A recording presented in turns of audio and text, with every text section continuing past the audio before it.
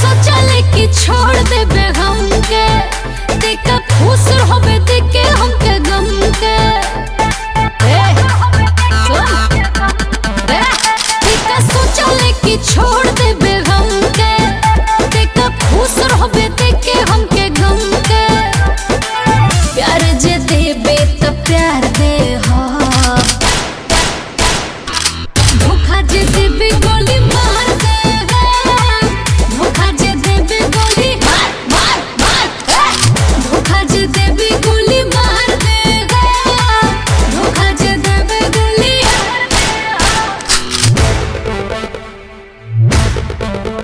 तोहर चच्चावा विधायक बेटा खुद ही खलनायक ही, हमके था लागता कि तू मेरे लायक नहीं।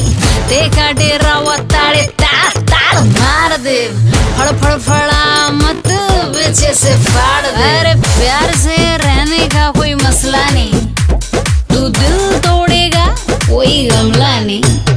अरे बोला था ना प्यार में बस प्यार चलेगा, धोखा अपने को नहीं जमता अब तो वार चलेगा। हाँ पीठ पीछे छुरा घोपे यार ना होला, जे प्यार में गद्दारी करे प्यार ना होला। तो बड़ी बड़ी बातें तो लात घुसा खाते हैं। और सुन औकात न रहे त काहे प्यार कोई लो, एगो दूगो